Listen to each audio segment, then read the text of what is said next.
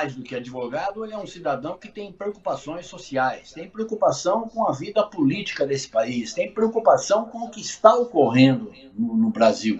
Afinal de contas, Juarez de Lima Júnior, que país é esse? Aonde nós estamos vivendo?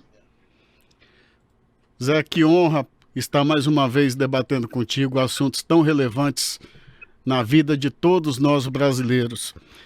A pergunta é essa, e é a pergunta que não se cala: que país é esse onde estamos mergulhados, né? Nessa avalanche de fake news, nessa avalanche de ações antidemocráticas, de ações anticonstitucionais, enfim.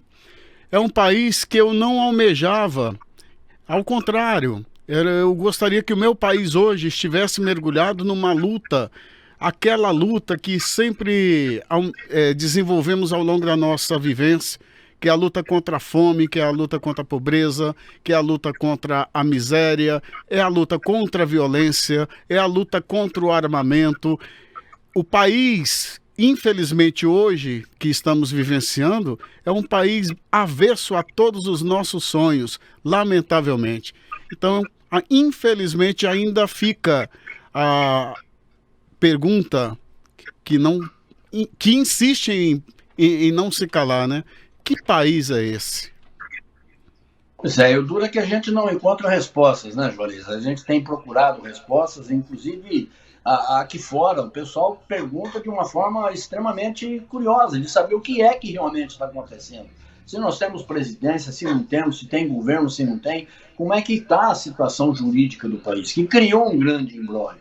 E nós temos, para tudo isso aí, um exemplo terrível, que é o exemplo do último governo dos Estados Unidos, do Donald Trump, né, que incitou a uma turma barulhenta, uma turma violenta, com armas na mão, a invadir o Capitólio.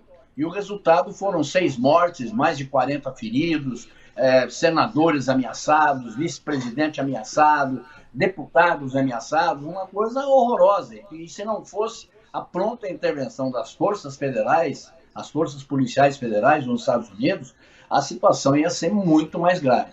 Você tem medo que isso possa ocorrer no Brasil ou não?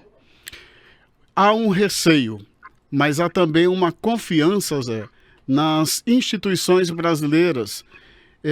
Eu entendo ainda, e o meu receio vem aí, que lamentavelmente o que tem se observado ao longo desses últimos dias, sobretudo desde quando da aclamação do pleito eleitoral, do último resultado da eleição presidencial, é que até forças policiais que deveriam estar investidas no firme propósito de combater o crime, de combater esses atos anticonstitucionais, de combater esses atos antidemocráticos, em zelar pela segurança social, pela segurança pública, são muitos deles coniventes com a situação violenta em que hoje estamos flagrantemente observando no nosso país. E eu trago sempre como fundo a última ocorrência na segunda-feira em Brasília, em que verdadeiros terroristas promoveram atos vergonhosos por ocasião da diplomação tanto do presidente eleito quanto do vice-presidente. Então, isso, aos olhos da polícia, com a conivência da polícia, que nada fez, que fez vista grossa, então, lamentavelmente, o que a gente observa é que há que ter-se, mais uma vez, esperança de que estas entidades policiais, que esses policiais em si, possam fazer valer o juramento que fizeram quando da posse nos cargos que hoje ocupam. Agora, isso aí é muito culpa do faz de conta, né? E nós vivemos um Brasil de faz de conta. Faz de conta que é padre. Aquela figura triste, né, nas eleições que tivemos, o tal de Kelson, não é isso? Kelson? Ou Kelvin, eu não me lembro bem. Candidato padre. Um candidato padre, um grande vigarista, né? Não tem nem dúvida. Tivemos alguém, uma falsa primeira-dama, que recebia dinheiro de caixinha, de rachadinha do gabinete dos filhos do presidente. Tivemos um falso presidente que, na verdade, nunca atuou como presidente, nunca se mostrou como tal, nunca mostrou e demonstrou preocupação, né, a não ser fazer realmente gozação pilhéria em cima de quem estava morrendo, sufocado, sem ar. E agora nós temos um falso índio, né, que de repente se diz pastor, se diz um líder da FUNAI, a própria esposa, mulher do presidente da FUNAI vem em sua defesa, e é alguém que tem um rendezvous, né? Tem uma zona mesmo, uma putaria, não sei, sem dúvida nenhuma, e já foi preso, já foi detido exatamente por tráfico de drogas. Que raio, até quando nós vamos ter que conviver com esse tipo de coisa? Com o afastamento, Zé, eu tenho uma leitura muito pessoal a respeito de tudo isso.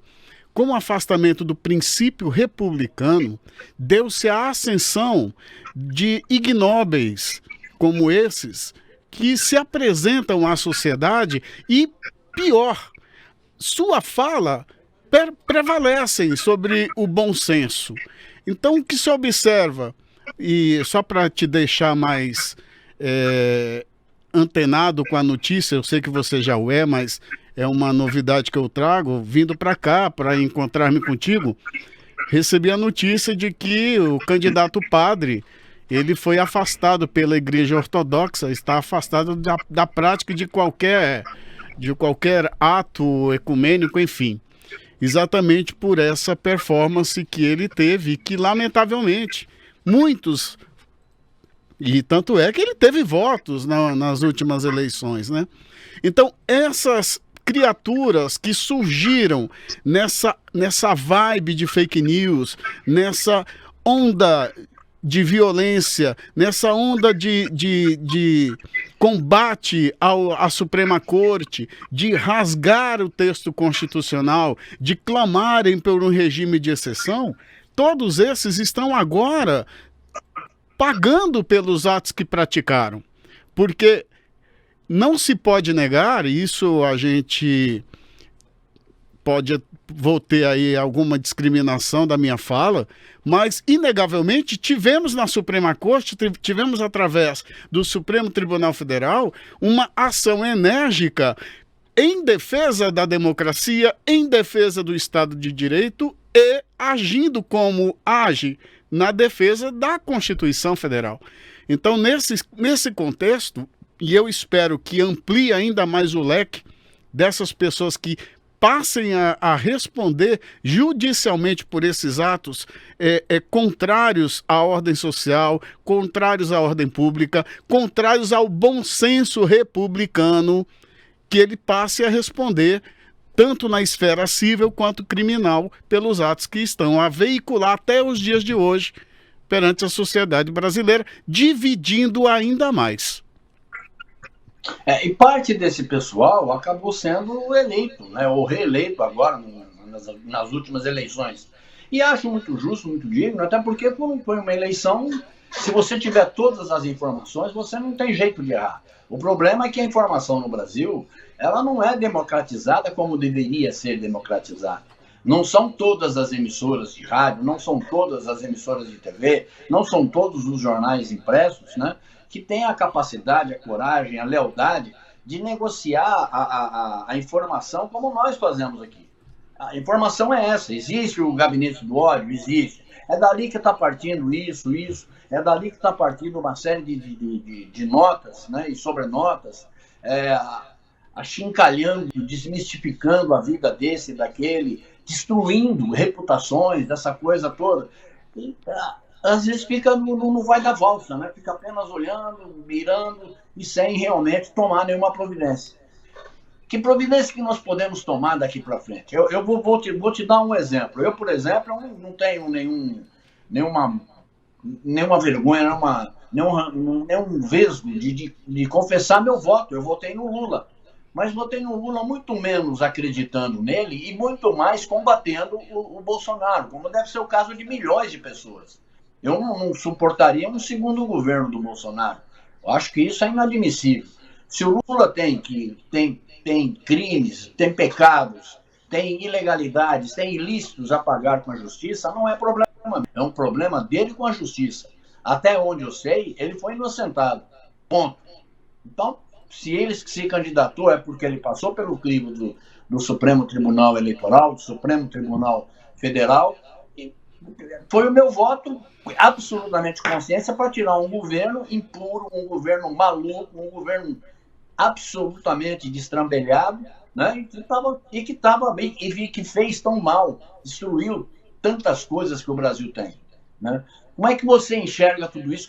Como é que vai ser a difícil convivência do governo Lula, que tem outras propostas, que tem outras proposituras, que tem uma linguagem mais adequada às ruas, que tem uma linguagem política, que quer devolver ao Brasil a posição que o Brasil merece aqui fora, na Europa, seja na Índia, no Japão, qualquer parte do mundo, né? Já tem agendado, antes de tomar posse, ele foi recebido como chefe de Estado no Egito, aqui numa importante reunião para definir problemas sobre o clima, sobre tão importante o clima, coisa e tal, que o Brasil tem uma figura fundamental nisso. Ele já tem, antes mesmo de assumir, uma agenda marcada com o atual presidente dos Estados Unidos, né? E o nosso presidente ficava andando de jet ski, coisa e tal, não conhece o que é política internacional, nunca teve esse tipo de diplomacia. Você acha que esse pessoal que vem ainda com o ranço do velho governo pode atrapalhar os planos do governo que vai assumir? Ô Zé, eu pegando uma carona naquilo que você disse sobre o seu voto, declarando expressamente seu voto, junto com você, muitos votaram nesse sentido, de combate ao desgoverno, que ainda vigora até dia 31 de dezembro próximo. Foi o voto que eu considero o voto do bom senso, o voto do equilíbrio, o voto para que o país, de fato, volte a respirar democracia, tendo em vista que desde quando assumiu, esses arroubos golpistas sempre se verificou na fala, na atitude, na forma de se apresentar, nas entrelinhas ou até mesmo expressamente. Então, esse desgoverno, ele foi colocado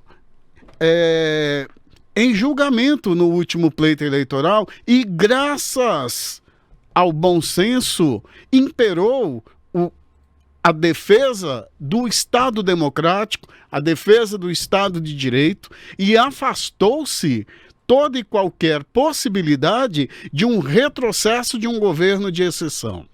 Então, baseado nisso e observando-se até mesmo a receptividade internacional que demonstrou essa eleição de Luiz Inácio Lula da Silva, eu acredito que aqueles que hoje entraram e foram eleitos, tanto para a Câmara Federal quanto para o Senado, levados por essa onda de violência, capitaneadas por um Trump tupiniquim, que é assim que eu o qualifico, como alguém desqualificado politicamente, mas que tem essa credibilidade perante aqueles que não têm qualquer noção do que é viver em democracia, em respeitar o direito do outro, em buscar erradicar de fato esse abismo social que nós observamos dia a dia crescente no país. Eu entendo que há um grande avanço e grande possibilidade de governabilidade de Lula, mesmo porque para onde está sendo direcionado a sua visão, o seu foco governamental, que é exatamente dentro daqueles que não foram respeitados durante esse desgoverno Bolsonaro, que é aqueles desfavorecidos, aqueles que estão em regime de miséria. Então, esse regime neofascista ou neoliberal foi afastado, não é isso que a população deseja. Então, nesse sentido, eu tenho comigo que há grande possibilidade do avanço do governo Lula nesse contexto, mesmo porque não é um governo, como ele mesmo ressalta, e estamos vendo isso nesse período de transição, não é um governo extremamente petista, é um governo vamos dizer assim, de legendas, que onde se volta para a questão de fato de efetivo combate, que é a pobreza, a miséria e o distanciamento social. Então, aqueles que foram eleitos nessa pecha antidemocrática devem se curvar com o tempo a esse aclamo popular. Não podemos esquecer que a política acompanha aquilo que clama a população. Então, nesse sentido, eu vejo com grande esperança que a governabilidade, que o bom senso, que o equilíbrio, que a justiça social, que o equilíbrio da segurança, tanto social quanto a segurança pública, ela venha paulatinamente se equilibrando. Você falou no começo da sua explanação, dessa resposta sua, você usou a palavra golpismo, né? Há um ato de golpismo, de tentativa de golpe, todos os dias no centro de Ribeirão Preto. Na rua Duque de Caxias, por exemplo, bem em frente ali à 5ª CSM, a circunscrição militar ali, Serviço existe militar.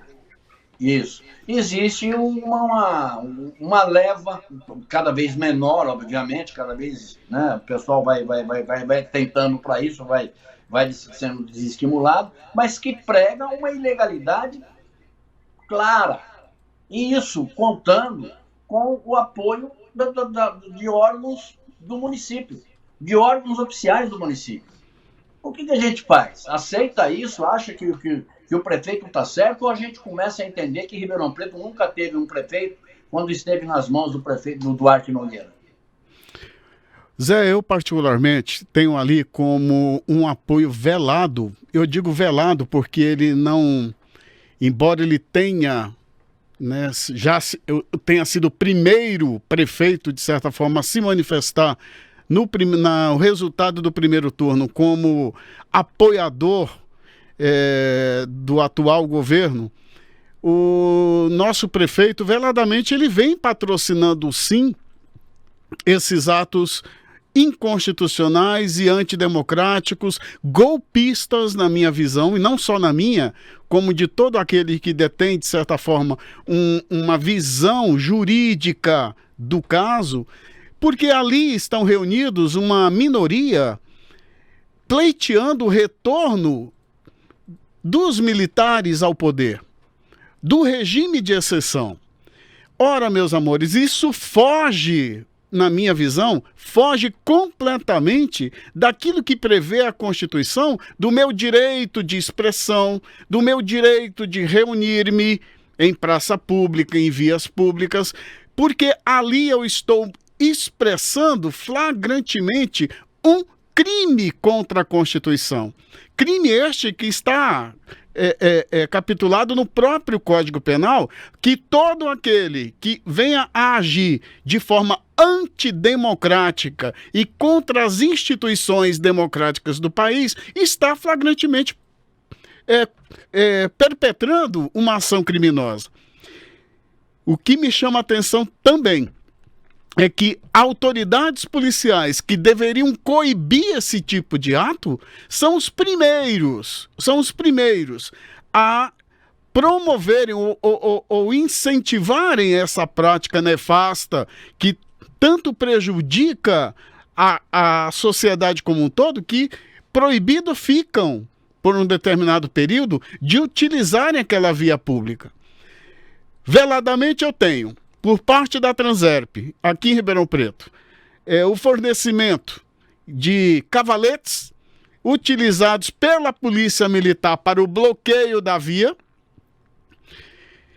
Segundo ouvi relatos de que ali está, por aqueles cavaletes, se objetivando segurança daqueles que estão a manifestar-se no exercício de um direito de expressão.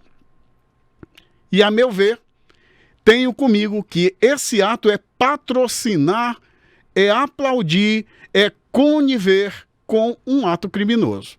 Então, e vou um pouco mais além, Zé. Dizem que esta participação de meia dúzia de pessoas sejam legítimas e pacíficas. Ora, à medida em que eu bloqueio e faço o cerceamento do direito de ir e vir de todo cidadão naquela via em determinados horários, não há pacificação nenhuma aí, não há nenhum ato pacífico aí. Ao contrário, é mais um ato que atenta contra o direito constitucional assegurado a todo e qualquer indivíduo e cidadão brasileiro, que é o direito de ir e vir. Então, quando eu tenho conivência do poder público, conivência da autoridade que deveria coibir esse tipo de ato, a pergunta que você me fez no início, que país é esse? Que cidade é essa? O que esperar de uma sociedade em que se auto-intitulam, meu querido, cidadão de bem, praticam atos totalmente contrários ao que determina a lei?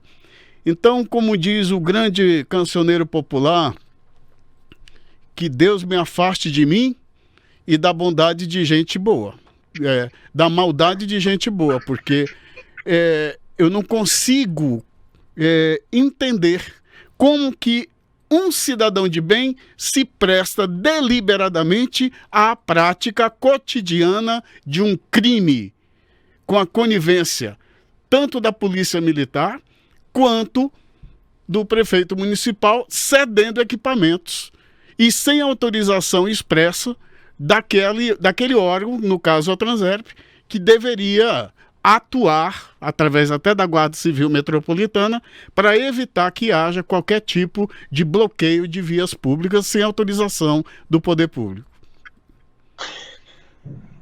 Obviamente que isso é tão absurdo. Eu estava pensando numa situação tão absurda, porém dá para a gente fazer um comparativo. Eu tenho muita simpatia, assim como você também tem, pelo Gilson Filho, que é um teatrólogo, que é um jornalista corretíssimo, alguém que realmente batalha, né? E que perdeu o teatro, porque não conseguiu juntar o dinheiro para pagar, perdeu patrocínio, essa coisa toda. Aí veio a pandemia, piorou mais ainda. Agora, isso não me dá direito de me juntar a ele e tomar de assalto o Teatro Pedro II. E dizer que, não, nós vamos ficar aqui. Não está tendo peça, nós vamos ficar aqui. Não é assim que funciona a coisa. Né? Para isso existe democracia e para isso existe eleição. A gente elege quem decide por nós. Se você elegeu errado para decidir errado, você vai pagar caro. Agora, você ficar acreditando nessa história de daqui 72 horas, mais 72 horas, outras 72 horas, realmente eu acho que é uma inocência um pouco programada, porque esse pessoal é todo extremamente bem financiado, né, Juarez? Segundo o que está sendo apurado, inclusive já objeto até de inquérito perante o Supremo Tribunal Federal, existe sim patrocínio financeiro para a mantença desse tipo de desordem civil, na realidade. Então, eu espero que essa apuração chegue logo a nomes, inclusive de Ribeirão Preto, que de fato respondam pelos atos que estão a praticar, né? Eu trago comigo ultimamente, meu querido amigo Zé, uma revisão daquilo que eu tenho como patriotismo, porque eu entendo que patriota é aquele que zela pelo bem-estar do seu país, pelo crescimento do seu país, zelando com denodo para que esse país de fato vá para frente sem a pecha de um país miserável, famélico, com essas distorções sociais, que isso sim poderia levar todo e qualquer cidadão de bem, todo e qualquer patriota a se fortalecer e combater, e não patrocinar essa loucura, na minha ótica, de instalar nesse país um governo neofascista, de um governo neoliberal, que só traz prejuízo à sociedade como um todo. Juarez, vamos falar de economia sem perder o foco no direito, no judiciário, né? Esse mesmo povo que faz esse tipo de coisa, toma a rua de assalto, faz desfile de bandeiras, faz desfile de motos, de altos valores, carros importados, etc. E tal, é o pessoal que diz que tem medo que o Brasil vire uma Venezuela, que o Brasil vire uma Cuba, alguma coisa parecida, que o Brasil não pode ser comunista, aquelas bobagens que a gente sabe que não tem o menor risco, não corre, até porque, falando honestamente, eu nem acredito que o Lula saiba como funciona realmente o verdadeiro comunismo, o verdadeiro socialismo, né? Ele dá números mais...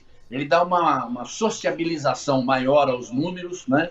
E isso realmente é muito melhor do que ter um governo que é frio e sensível em relação a tudo isso. Como é que você vê um país como esse, onde a pobreza se miserabilizou, né? Os miseráveis estão desencantados, são 33 milhões de famélicos no Brasil. São 115 milhões de pessoas que não sabem quando vão fazer a próxima refeição. Podem ou não terem almoçado hoje na hora do almoço, mas já não sabem se na janta garante o pão na mesa das crianças. Que raio de país é esse? Que raio de medo é esse, né? De ir para um lado que a gente sabe que certamente nunca vai, até porque a nossa vocação é completamente outra. Veja bem, quando eu tenho no município, eu vou começar a analisar essa sua pergunta pelo contexto nosso quintal aqui. Quando temos no nosso município uma política muito mais preocupada com asfalto, com obras de urbanidade, muitas dessas obras, inclusive abandonadas, que vão trazer mais prejuízos aos cofres públicos. Quando eu vejo um prefeito preocupado muito mais com maquiagem, com mobilidade urbana e descuidando-se daquela população efetivamente carente, famélica, que está ali afastada do contexto, do foco das ações municipais.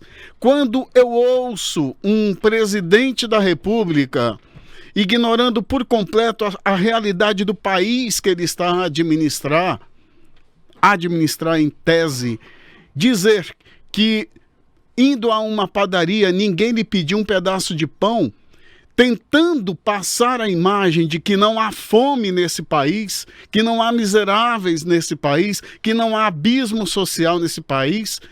Então, quando eu ouço: você quer transformar o Brasil numa Venezuela, numa Cuba, lamentavelmente, mas é a única alternativa, o único discurso, a única retórica que tem, baseada unicamente em fake news. Quando alguém diz: Juarez, mas você tem tendência comunista, você quer o comunismo, são exatamente pessoas que não têm ideia do que seja o comunismo e que não existe mais comunismo no mundo.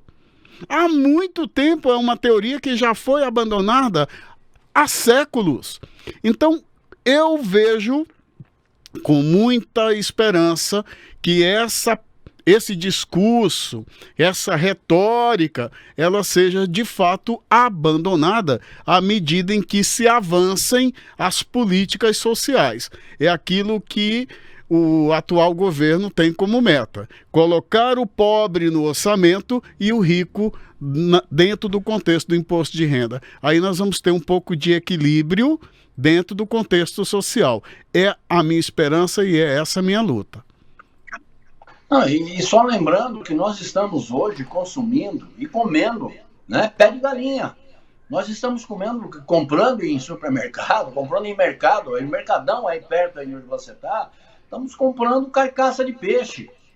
Quer dizer, perdemos por completo o poder aquisitivo, está tudo extremamente caro, nós temos uma inflação de 2 dígitos, isso é ruim, é péssimo. É óbvio que o mundo inteiro tá envolto, né, nessa coisa, mas no Brasil ele veio com um acréscimo de miserabilidade muito forte, muito grande, né?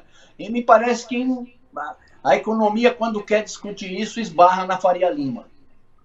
Exato. Faria Lima vai governar?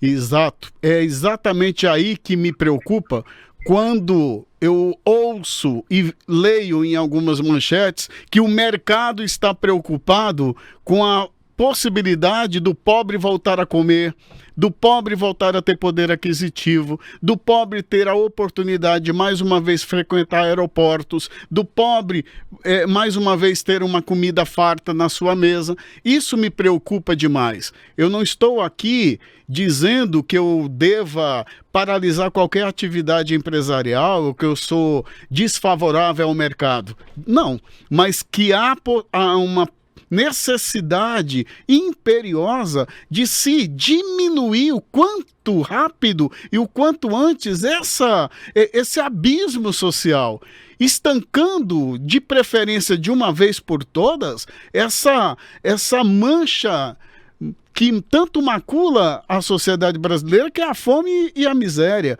Negar isso é negar a própria existência. Negar que não houve aumento de degredo, de massificação de fome, de miséria, enfim, é negar a própria, como eu disse, existência humana. Não dá para se trabalhar dessa forma. Então não tenho como ser favorável a governar-se para a Faria Lima de forma alguma. Eu tenho que governar para aquele que é a base de toda e qualquer sociedade, o povo. E é ele que sente no bolso, que ele sente em casa, que ele sente na mesa o peso que é um desgoverno como esse que observamos nos últimos 4 anos. Uma coisa muito em voga no Brasil, que se tornou praticamente um modelo de governo durante essa tragédia que está aí, que nós temos, foram as fake news, né? Quem pratica fake news, não aquele que inventa, que cria notícia, que faz o noticiário falso, mas quem ajuda a divulgar. Ele pode ser incriminado também pela divulgação, pela expansão da coisa? Zé, desde a década de 40 que nós temos disciplinando no nosso país o Código Penal 3 tipos penais voltados exatamente para o combate de crimes contra a honra.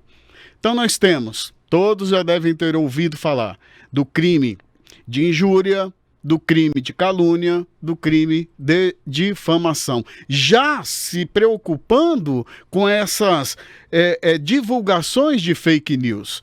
Então, tanto responde aquele que produz a fake news, como aquele que propaga e divulga a fake news.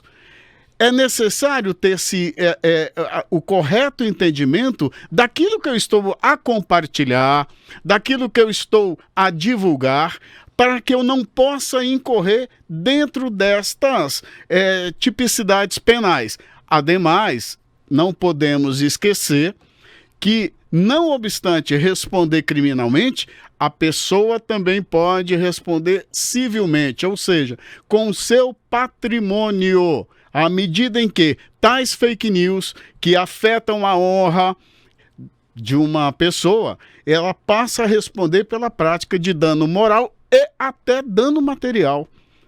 Porque não podemos esquecer que muitas dessas fake news têm descambado em violência, uma violência que pode levar um outro a sofrer um dano irreparável e até irreversível na sua saúde ou no seu patrimônio. Então, isso é que tem-se que ter muito cuidado, não só na produção da fake news, mas na sua divulgação, no seu compartilhamento. Essa pergunta que eu vou fazer a você cabe muito mais a um entrevistado que eu vou ter na semana que vem, que é um sociólogo. Mas eu não me atrevi a fazer para você, porque você é um cara aberto, expansivo, conhece tudo, e trafega em todas as conversas e diálogos, né? E pode falar muito bem. Eu, por exemplo, eu não consigo ter ódio de ninguém. Eu não tenho ódio de Bolsonaro. Eu tenho simplesmente por ele um grande desprezo. E tenho um nojo por tudo aquilo que ele possa representar. Ponto. Estou até pegando e parafraseando aí aquilo que o Ulisses Guimarães fez quando promulgou a Constituinte de 1988. Né? Por que essa é a pergunta que eu vou fazer. Por que a classe média, né, em vez do desprezo, em vez desse tipo de coisa, ela tem ódio do Lula, ódio de quem ascende na vida politicamente? Eu tenho comigo, Zé, até por minhas concepções e convicções religiosas, que você cultuar o ódio é um mal que você faz a você mesmo. Nós temos conosco a questão da somatização de sentimentos tão ruins e tão negativos. O ódio representa o ápice desses sentimentos negativos. Eu também, como você, eu não sinto nem nutro ódio pelo Bolsonaro, por aqueles que são seus seguidores, por aqueles que, lamentavelmente, têm suas ideias e seguem os parâmetros de suas ideias. Ódio não se coaduna com a minha forma de encarar a vida. Lamento demais, vibro demais para que haja o despertar de consciência, o despertar do bom senso, né? Mas, diante daquilo que você coloca, eu lamento muito que, sobretudo, a classe média brasileira tenha seja tão revoltada e rebelde contra Luiz Inácio Lula da Silva, mesmo porque nunca a classe média foi tão, vamos dizer assim, ascendente como nos governos do PT, desde quando assumiu Luiz Inácio Lula da Silva. E depois foi fortalecido pela Dilma Rousseff. A classe média, ela teve uma ascensão gigantesca nesses períodos de governo. Mas, lamentavelmente, trago comigo o seguinte: classe média tem que ter consciência do seu papel na estrutura organizacional financeira do país. Classe média, não é classe rica. É aquilo que a gente sempre fala do linguajar popular. Então, aquele pobre, aquele que não tem condições financeiras, pensar e agir como rico é muito complicado.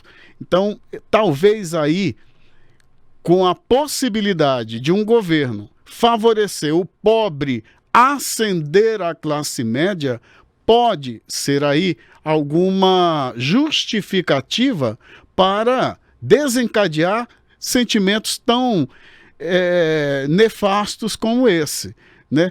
Então eu acredito que todos devem ter a mesma oportunidade de ascensão.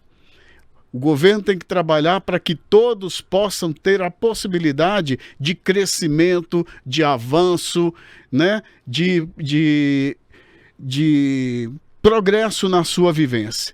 Eu não sou aquele que pensa que aquele que nasceu pobre tem que morrer pobre. Ao contrário, o pobre tem que ter as oportunidades de ascensão, de crescimento, de avanço, que chegue à classe média, posteriormente chegue à classe rica, à classe nobre. Esse é o meu desejo, essa é a minha luta. Agora, você não querer permitir que o pobre tenha ascensão é uma pequenez humana tremenda. Eu só tenho a lamentar e não odiar. Vamos falar de futuro. Como é que você acha que vai ser, como é que vai acontecer, e de que forma que o Lula vai conseguir governar esse país? Esse país, de alguma forma, hoje, ele é meio que ingovernável. Primeiro porque o centro de transição, né, o pessoal da transição do Lula, não está tendo acesso a todos os números, a todos os dados, a todas as informações necessárias. Pelo contrário, está contando com boicote de muita gente, essa coisa toda. Mas dois dos maiores problemas estão residindo na questão econômica. O país vai começar 2023 com uma dívida monstruosa.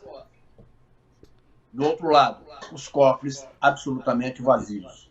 Como tentar esse equilíbrio? De que forma que o Lula pode conseguir fazer esse governo dar certo? Eu tenho comigo que quando o presidente Lula resolveu sair candidato, ele já tinha esse prévio conhecimento daquilo que poderia lhe aguardar ao assumir a presidência da República e o comando administrativo do país. Aqueles que hoje estão lhe acompanhando nesse processo de transição pouco a pouco estão observando a catástrofe que está a nossa economia e, sobretudo, o prejuízo ou as dívidas públicas. Inegavelmente, não houve governança em 4 anos. Como bem você ressaltou em fala anterior, o que mais observamos foram motocicletas, foram passeios de jet ski, foram férias inacabáveis nas praias brasileiras, foram orgias e gastos até hoje não esclarecidos com os cartões corporativos. Enfim, houve uma gastança com a compra de votos, inegavelmente. Houve uma gastança terrível com esse orçamento secreto que, graças a Deus, hoje, o Supremo, pelo menos na minha ótica, deixou ou rompeu com a zona de conforto dos parlamentares, aniquilando, taxando de inconstitucional o orçamento secreto. Então, quando eu me deparo com uma situação tão crítica como essa, vai exigir do Lula um posicionamento concreto, primeiro para equilibrar as contas, sem, contudo, deixar à margem aquilo que o levou de novo à presidência, que é a preocupação com os menos favorecidos. Eu acredito que há possibilidade, sim, dinheiro para isso nós temos, de avançar o critério social sem se descuidar das contas públicas. Tanto que nós estamos aí numa quebra de braço por conta da PEC, que asseguraria esses gastos comprometidos em campanha com o Bolsa Família em R$600, mais 150 por criança, para suprir essa urgente e premente necessidade da sociedade brasileira, né? Pelo menos mais de 30 milhões de pessoas numa situação de pobreza e muitos milhões já de extrema pobreza e famélicos. Então, eu entendo que haja sim possibilidade de uma atuação enérgica no equilíbrio das contas públicas, sem, contudo, se descuidar daquilo pelo foco que é o trabalho, o combate a esse distanciamento social, à fome, à miséria e à pobreza. Juarez de Lima Júnior, o que é que eu não posso saber da sua vida que você só me contaria daqui 100 anos? Olha, tá aí algo que eu vou agora desabafar contigo, meu caro. Algo que me deixa incomodado, eu espero que a primeira coisa que o senhor Luiz Inácio Lula da Silva faça, assim que ele assumir a faixa presidencial e tome posse efetiva do cargo de presidente da República, é romper com esse sigilo de 100 anos. A partir desse momento a gente vai ter informações que vão abalar as estruturas da República. Olha, e confesso, se eu sou ardoroso combatente do sigilo de 100 anos, não há nenhum assunto que eu não possa falar com você de imediato, meu caro. Zé, eu não consigo sequer imaginar alguma coisa que eu tenha feito de tão errado, que exija um sigilo de um século, né? Eu não consigo entender alguma coisa realmente que não passa pela minha cabeça. E o presidente Lula pode muito bem quebrar esse sigilo. Ele não precisa de ação do Congresso, não precisa de nada. Já existe um estudo quanto a isso, porque foi através de decreto, né? Então, juridicamente falando, um decreto, lógico, do Poder Executivo, ele pode ser revogado por aquele que assuma o posto. E eu espero que essa promessa de campanha seja a primeira a ser cumprida por parte do senhor presidente da República eleito, que ele de fato rompa com esse sigilo imposto há 100 anos. E, meu caro, não há por que você manter um sigilo de quem até visita a sua casa. Isso é que é importante. Que visitas você teve quem você recebeu na sua morada, na sua casa. Uma casa que, diga-se, não é sua, é do povo brasileiro. Quem visitou a primeira-dama? Quem visitou o palácio? Quem esteve ali e por quanto tempo?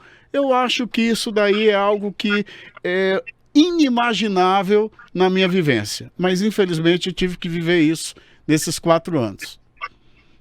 Juarez, você está entre aqueles que comemoraram a chegada de um caminhão de mudança no Palácio do Planalto ou não? Literalmente. Literalmente. Eu fiquei ali e, para surpresa minha, o caminhão entrou pela porta principal. Eu não sei que recado quis dar ali, mas aqueles que ainda estão perfilados na 5ª CSM, se não entenderam o recado foi dado. Estou de mudança. Fiquei mais aliviado e mais alegre ainda e comemorei como nunca quando eu vi caminhões estacionados no Palácio da Alvorada. Então ali no Palácio do Planalto. Então ali eu fiquei muito mais, falei, de fato, graças ao nosso bom Deus, fechado um ciclo. Nós ainda falando de futuro, Juarez, nós temos problemas sérios a serem enfrentados, principalmente em 2 áreas que são intrínsecas para qualquer governo, que são da bola mestra mesmo, né? Que é a saúde, onde cortou-se verba para se fazer pesquisa, não se comprou vacina, todas aquelas coisas que nós sabemos. Não foi feito orçamento, tudo isso aí. E a outra é exatamente na educação, que anda bem paralela, onde também foram cortados orçamentos de bolsistas estão tendo que parar de estudar. Esse tipo de coisa maluca que aconteceu num governo absolutamente irresponsável. Você acha que o Brasil demora quanto tempo para se recompor? Aliás, a pergunta principal seria: quanto tempo você acha que de atraso que foi provocado por essas atitudes? O Zé, eu acho que, pegando carona aí do sigilo, nós retrocedemos aí uns 100 anos. A ciência foi vilipendiada e ainda está sendo vilipendiada por esse governo, sobretudo pelas últimas medidas de corte nos orçamentos das universidades. Isso foi grotesco. E o que você fala de desgoverno, eu falo de ato criminoso. Você simplesmente desmobilizou, desestruturou, né, o SUS, que é a glória de um país ter um serviço como esse, que serve àqueles que não têm a mínima condição de patrocinarem um convênio médico. Então, o mínimo de assistência foi simplesmente esquecido por parte do governo federal. Então, hoje, para que você possa reequipar, né, readequar o SUS, para que você possa readequar as universidades, o campo científico, eu espero sinceramente que não se demore muito, porque uma sociedade em que está avesso à ciência é uma sociedade condenada à morte, na minha ótica. Então eu vejo com urgência, como premente, a reestruturação do SUS, a reestruturação dos investimentos, porque é investimento tanto na educação quanto, sobretudo, nas academias científicas. Faz-se necessário que se tenha aí o mínimo de respeito à classe científica, aos membros das universidades brasileiras e, evidentemente, sem se descuidar da educação básica, que foi vilipendiada muito por esse governo, tanto é que, lamentavelmente, tristemente, criminosamente, ouvimos